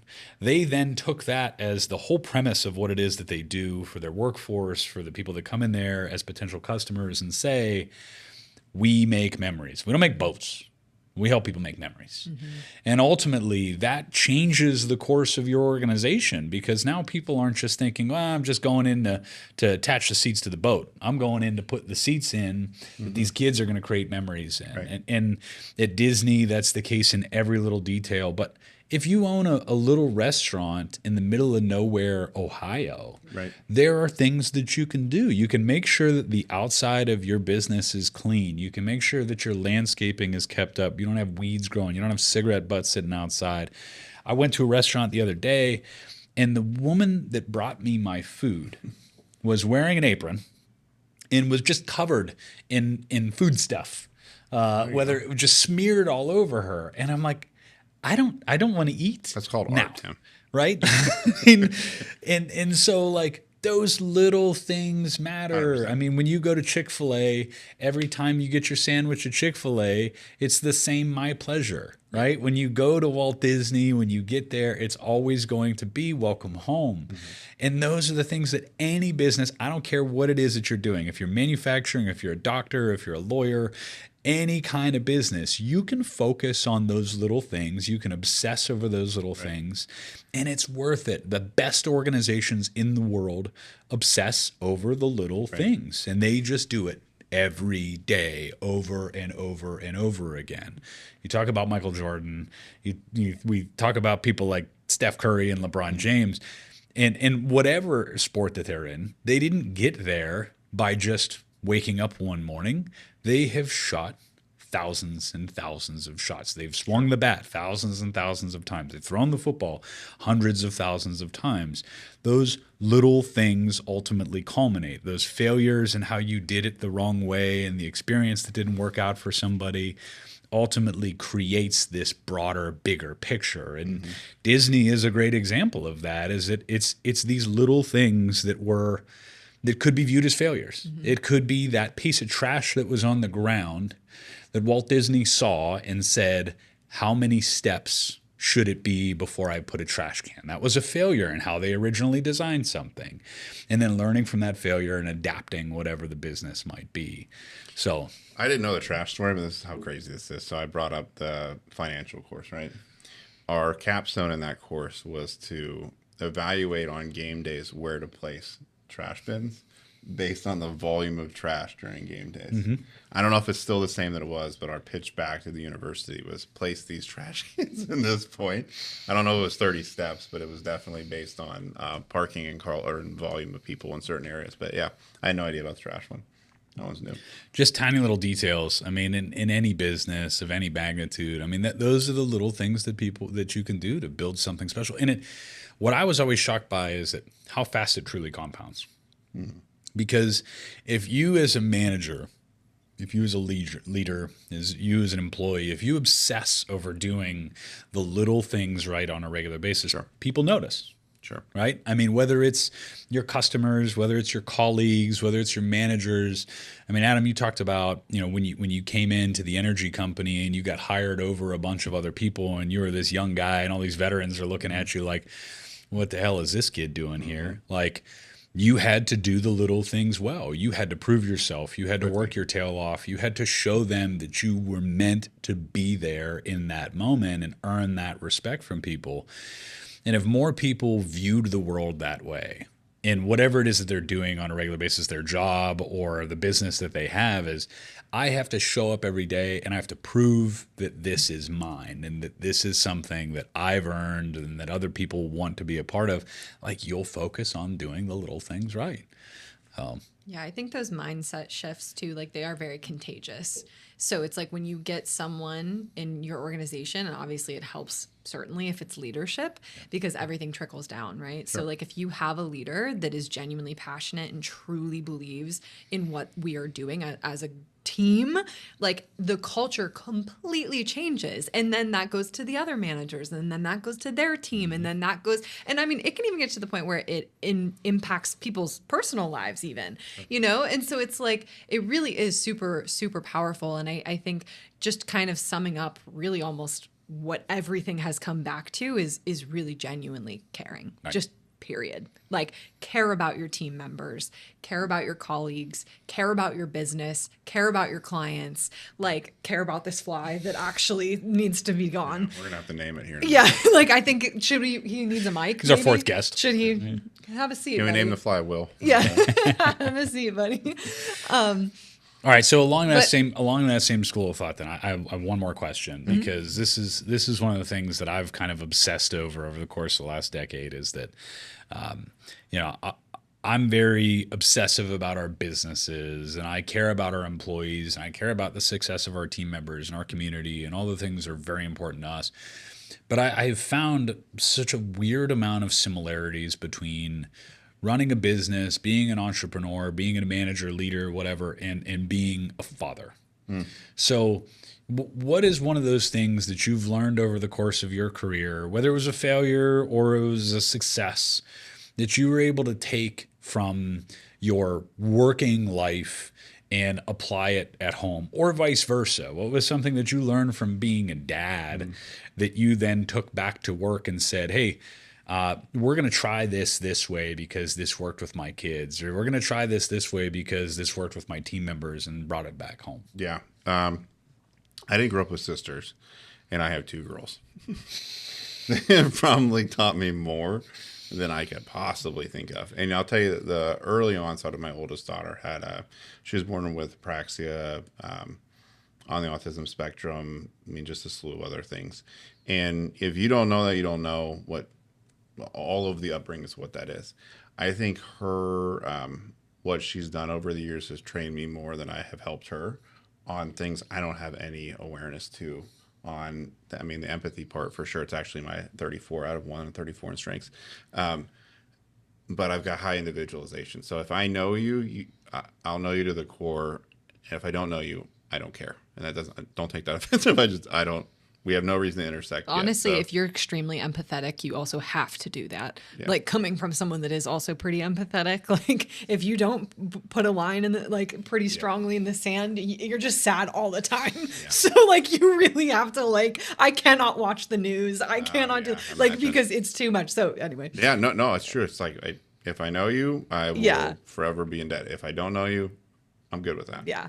And that you have to pay tax on that eventually down somewhere in the life. But I would say just from, Ellie's teaching me all the things of her disability and how I've got to tune into that and what to watch out for.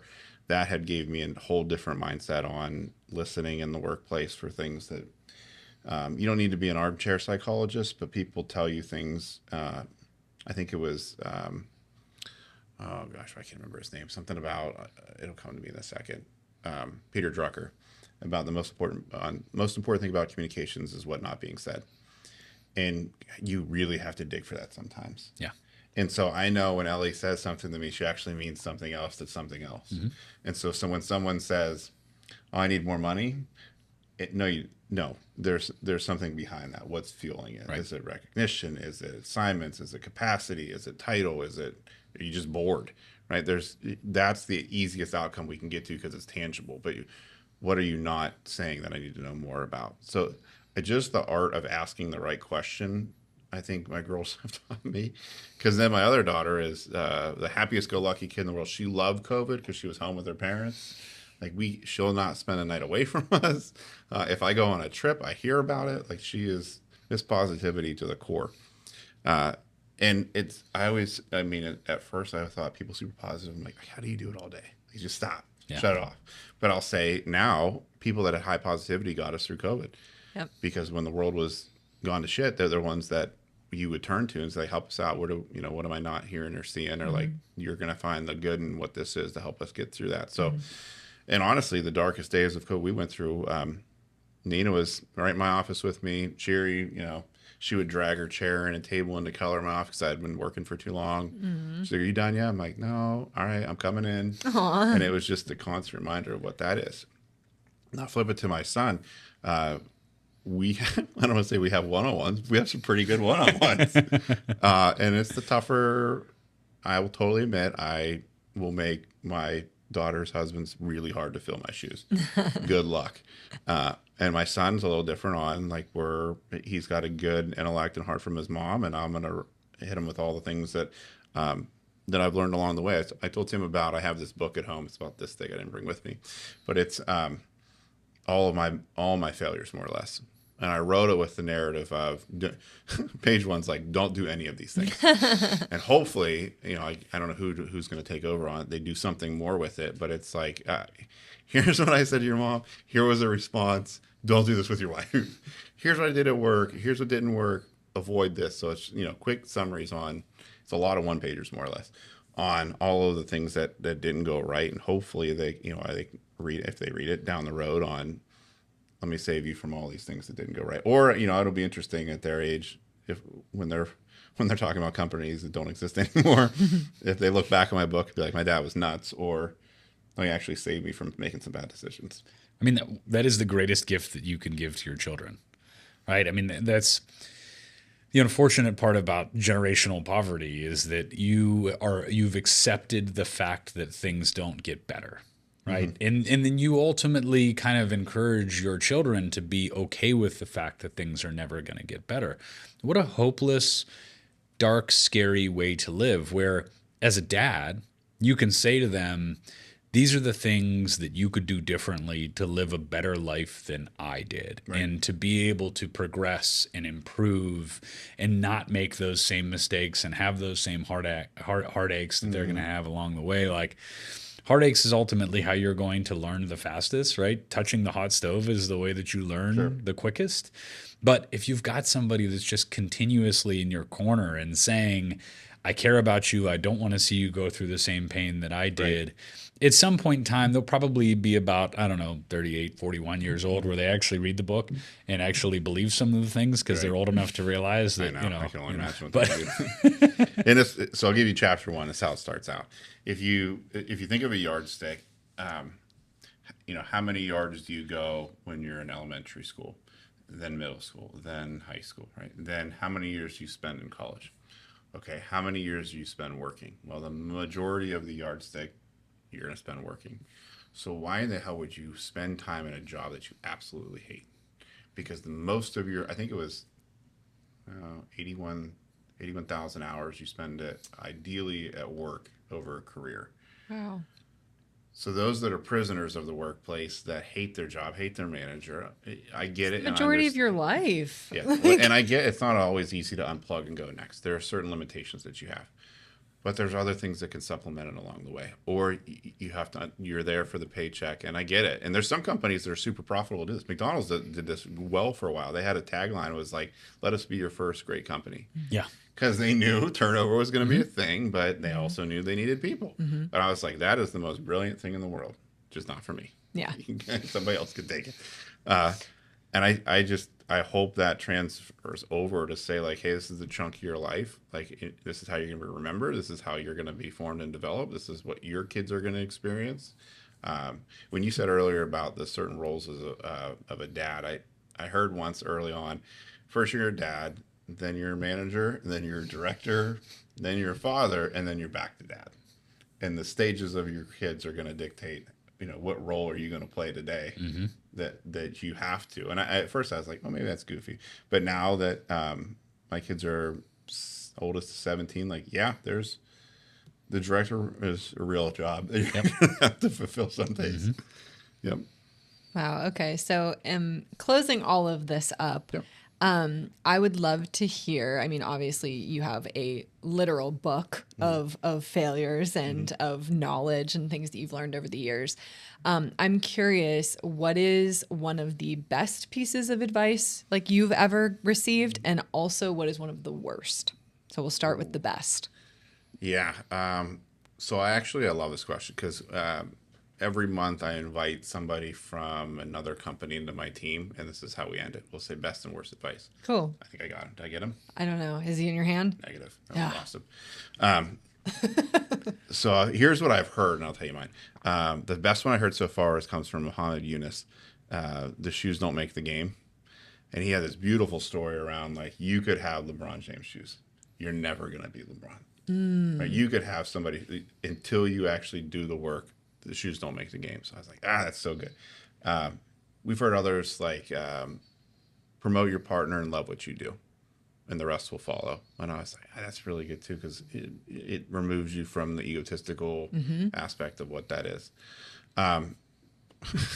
Mine's probably less unconventional than some others.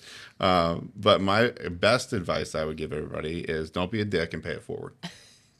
If you can just do that, you will succeed in most of what you do. But too often do we get inundated with the stuff that doesn't matter, and ego jumps back into play, and here we are. We're in situations that this is why human resources exist, because too many people haven't figured it out. But until you can wake up the second time in your life to realize nobody cares and it doesn't matter, but you're going to do the best of what you can and pay it forward to those that have done well. Like anybody in my life that has contributed to the success, it's almost like the My Name is Earl show. Like I have a checklist of people I go back to, and I don't care what it is. There is something I will contribute back to. Back to my first grade teacher, Mrs. Helly. She's not too far from here. So during COVID, I'm checking in with her. Like, do you need groceries? Can we DoorDash you something? So on and so forth. If you had some sort of influence to me, I've got my list that I'm going to work through and pay it forward to who they are. That's and what they've done. Crappy advice. Worst advice. You're not made for going to college. Or that was the one that stuck out to me. But well, and secretly, it was bad advice, but it fueled. Yeah, right. Okay, because it was the motivation.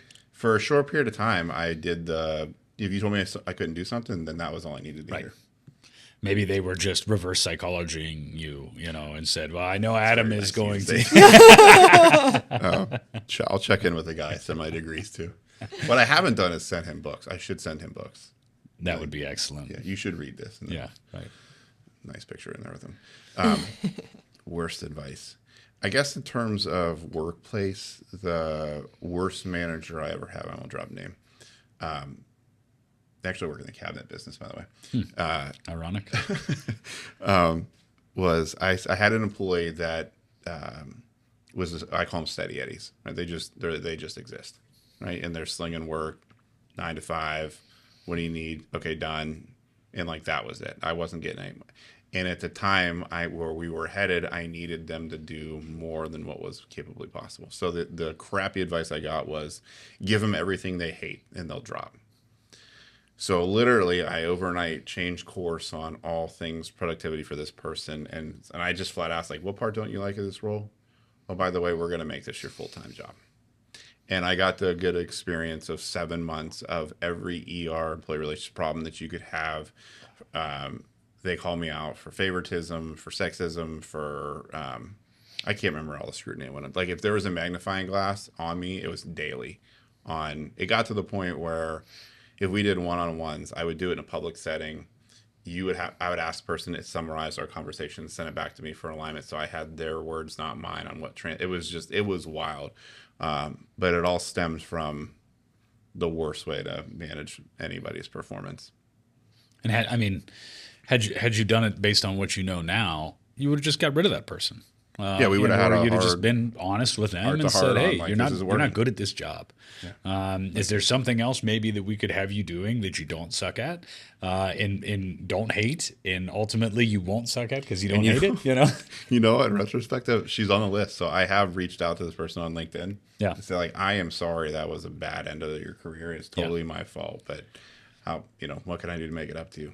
Like, where can I plug in? And I'll probably never get a response, but no, but that's a failure that you build on, right? That's something that you went through, that you learned from, that you recognize today that was a failure in your career that made you better at what you're doing now, that helped you write the books, that helped you get the jobs that was harder to get into than Harvard, that got you in with one of the best companies in the world, that allows for you to speak all over the world and all over the country. Is just taking those lessons and those failures and acknowledging them and just saying, I didn't do a good job. I mean, that's something that I find in you that's remarkable compared to a lot of people, is that, you're able to look at those situations and say, here's what I did wrong. If you notice, when we talked about any of these things, there was never a point in time where Adam said, oh, well, my manager told me to do it this way, so I did it. Everything that you've said today was, I did this. I owned this. This was a mistake that I made, and this is what I learned from it. And I mean, that to me is a superpower. That to me is something that a lot of people don't have and don't possess, that ability to be introspective and look at themselves and say, what did I do wrong? Yeah, it's the coaching I got on. Like, if you're going to fail, it was the fail fast first. But I don't care the failure. What'd you get out of it? Right. Yeah. And that's the harder part for people to translate. Like, well, this was a colossal failure. I'm like, I know it was really bad, but like, less interested in that, more on what are we not doing next time? And that's on failing forward. Yeah, that's right. Yeah. All right, Adam. Thank you so much for joining us today. I think we'll probably wrap up. Is there anything that you want to plug? Where can people find you? Talk about what books you have out. Like, I would love to give you an opportunity to. LinkedIn's the only spot that I'm at. I don't get. It's not Twitter anymore. It's X, right? I think I got suspended on there a long time ago for non-act. I don't know what I did. You're not missing anything anymore. Yeah. It's so kind of I'm there, apart. but don't count on me. It's a suspended account. What was it? Instagram? I don't get it. I'm not going to get it. So LinkedIn's my sweet spot. I will respond as long as it's not a sales pitch on something, any of the topics. And I love the concept of if you engage in the material I put out there. If you have a question, I usually shoot you back a number and say, just call me, because it's much easier than let's not do this internet back and forth. Like hybrid remote is one of the sweet spots I love getting people fired up about. There's a good one right now. In the last, I think 2 weeks ago, I posted one that just went nuts, where people have their own opinion to it. And I just said, if you stop worrying about one or the other and just focus on the job demands, the rest will follow. But I got a lot of varying opinions on that one. So LinkedIn's there. Grit and Gratitude was the latest book. That's the nice version of Don't Be a Dick, Pay It Forward. I wasn't allowed to write it like that. And then I've got another one coming later this year called Strong at Work, which is how, in short, how does resistance training affect your job performance, mind clarity, focus, things of that sort. It's really the prescriptive piece on how do I, when you say 5 a.m. club, to me, it's like, yes, in concept that works, but here's practicality, actually, how you set up and it doesn't matter if it's 5, 6, 7 a.m., because I'm not doing 5, on how do you transfer that into the workplace? And then what does the performance outcome look like? So that'll be coming up next. Awesome. Thank you again so much. Seriously, this was lovely. Thank you so much for listening. This podcast wouldn't be possible without Stonefruit Studios and Bentley Studios. If you'd like to support the podcast, the most impactful thing you can do is subscribe on Spotify, Apple Podcasts, and YouTube, and leave a review and/or comment. If you found this episode particularly helpful, we also encourage you to share it with a friend or on social media. Until next time, keep learning, growing, and failing forward.